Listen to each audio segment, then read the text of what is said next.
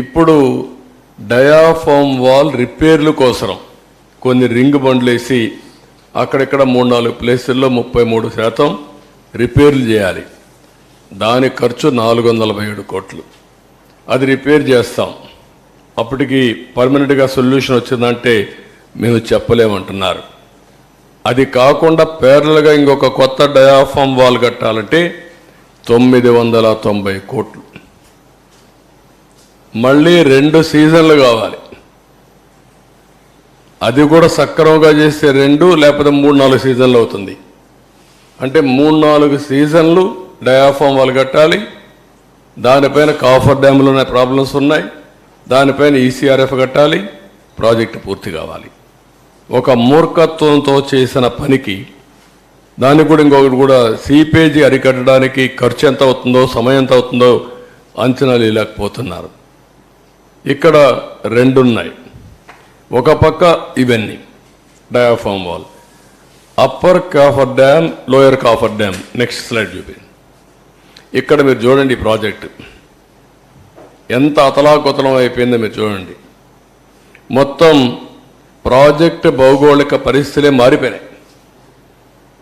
ఎందుకు మారిపోయినాయంటే ఈ 15 నెలల సమయంలో ఇక్కడ కొద్దిగా గ్యాప్ ఉంటే దాన్ని పూర్తి చేయకపోయే కొందికి ఆగస్టులో వరద నీరు వచ్చింది. ఇక్కడి నుంచే నీళ్లు వెళ్ళాలి. ఆ ఒత్తిడి పెరిగింది. కిందికి నీళ్లు వచ్చినప్పుడు సునామీ మారిగా సుడుగులు తిరగడం మొదలుపెట్టింది. దాంతో కింద నుండే ఇసుకంతా లాగేసి కొట్టుకుపోయే పరిస్థితికి వచ్చింది. అంటే చాలా డెప్త్. అంటే ఇక్కడ 2 ఉన్నాయి. ఒకటి డయాఫామ్ వాల్, పైన కాఫర్ డ్యామ్ కూడా ఏదైతే ఏం వేస్తారు,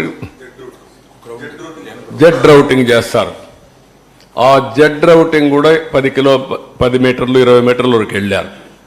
ఎప్పుడైతే 10-20 మీటర్లు నీళ్లు వెళ్ళిపోయేసి ఇది సుళ్ళు కొట్టేసి మొత్తం తీసేసిన తర్వాత దాని కింద కూడా వెళ్ళిపోయింది. అంటే ఫౌండేషన్ కాఫర్ డ్యామ్ కూడా దెబ్బతినే పరిస్థితికి వచ్చింది. దాంతో ఇప్పుడు ఏదో చిన్న చిన్న రిపేర్లు చేశారు. కానీ నీళ్ళు ఆగడం వల్ల నీళ్ళు ఆగకపోతే కాఫర్ డ్యామ్ కట్టలేం, డయాఫామ్ వాల్ కట్టలేం. డయాఫామ్ వాల్ కట్టకపోతే ఈసీఆర్ఎఫ్ చేయలేం. ఇప్పుడు ఇవన్నీ కూడా భయంకరమైన పరిస్థితి. ఇంకొక పక్కన బయట నుంచి ఇసుక తెచ్చి పూడ్చిన ఆఘాతాలపైనే మెయిన్ ఎర్త్ ఫ్యాక్టరీ డ్యామ్ చేయాలి. ఇప్పుడు ఇసుక తీసుకొచ్చి మన గుట్టలుగా పేసి మా వాళ్ళు దాన్ని కాంపాక్ట్ కింద ఇది చేస్తున్నారు. కానీ ఇంకా సొల్యూషన్ పూర్తిగా రాలేదు. They are working. ఇక్కడ ఒక ఎగ్జాంపుల్ మీరు చూస్తే గ్యాప్ 1 ప్రాజెక్ట్లో 250 మీటర్లు వెడల్పు ఉంటుంది. 150 మీటర్లు కొట్టుకోపోయింది. ఆ 150 మీటర్లు మళ్ళా పూడ్చి గ్యాప్ 1ని పటిష్టం చేయాలి. నేచురల్ సాయిల్ అంటే నేచురల్ సాయిలే. మళ్ళా మనం మట్టి తెచ్చేస్తే దాని కన్సాలిడేషన్ ఆల్ ప్రాబ్లమ్స్ ఉంటాయన్నమాట. ఇది మొత్తం ఇది చేసే పరిస్థితికి వచ్చాడు. చాలా దారుణం ఇది. నెక్స్ట్ ఇక్కడ దియే కాకుండా వీళ్ళు కట్టిన కుంగిన గైడ్ బండ్ ఇది కూడా కుంగిపోయే పరిస్థితికి వచ్చింది. ఇది మామూలుగా ఎందుకంటే నేరుగా ఇట్లా వాటర్ వస్తే ప్రాబ్లం వస్తుందని కొద్దిగా డైవర్షన్ పెట్టి అక్కడి నుంచి వాటర్ తీసుకొస్తే ప్రెషర్ తక్కువ ఉంటుందనే ఉద్దేశంతో ఇది చేసి అది కూడా దెబ్బతినే పరిస్థితికి వచ్చింది. దీనికి కూడా ఒక 80 కోట్ల రూపాయలు మనం ఖర్చు పెట్టారు. ఇంకా కూడా నిలుస్తుంది, సాలిడ్గా ఉంది అనేది ఇంకా ఎస్టాబ్లిష్ చేస్తున్నారు. ఇంకా పూర్తిగా కాలేదు. అంటే 3 డ్యామేజెస్ ఇక్కడ.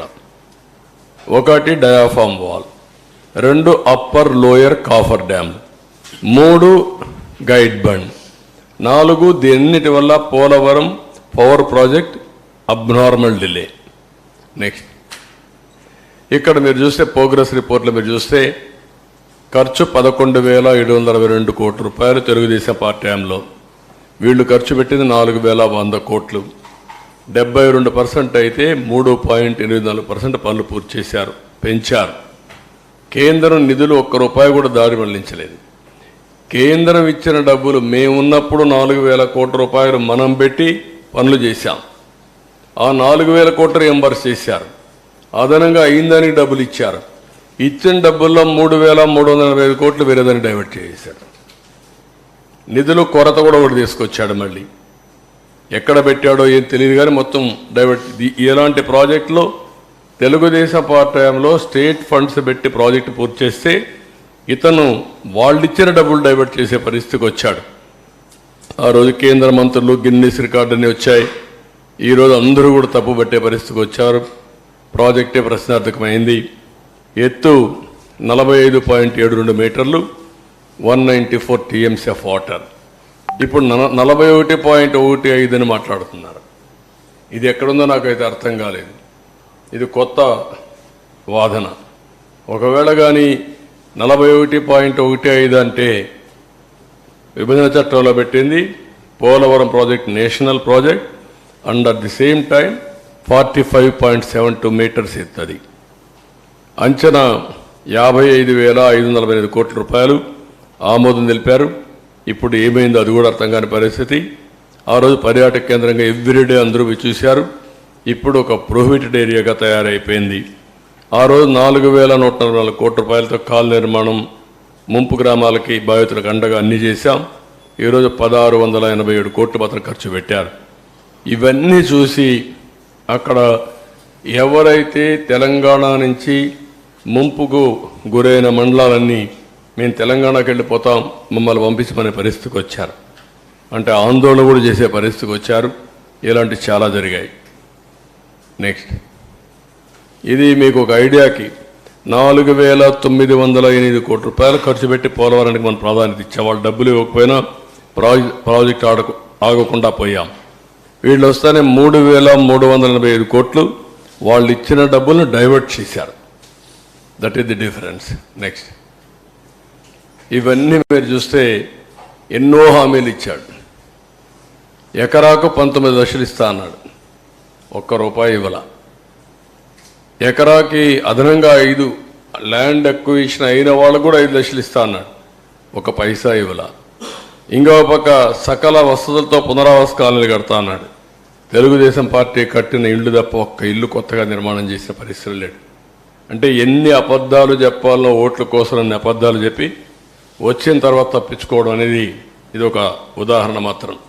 నెక్స్ట్, ఈరోజు నేను ముందే చెప్పాను 4,114 కోట్ల రూపాయలు పునరావాసానికి ఖర్చు పెడితే one of the best model colonies నిర్మాణం చేశాం. ఎక్సలెంట్ ఇన్ఫ్రాస్ట్రక్చర్ పెట్టాం. అవన్నీ ఎక్కడికక్కడ వదిలేసే పరిస్థితికి వచ్చారు. నెక్స్ట్,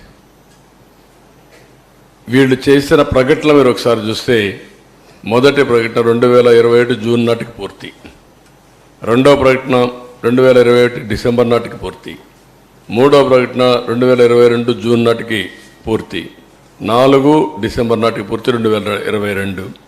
ఐదోసారి ఎప్పటికవుతుందో మాకు తెలియదు, ముంచేశారు. ఇప్పుడు ఈ ప్రాజెక్టుకి ఏ పరిస్థితి వచ్చిందంటే కేంద్రం ఇంటర్నేషనల్ ఎక్స్పర్ట్స్ని ఇన్వైట్ చేసింది. మొన్నే ఒక జీవో ఇష్యూ చేశారు.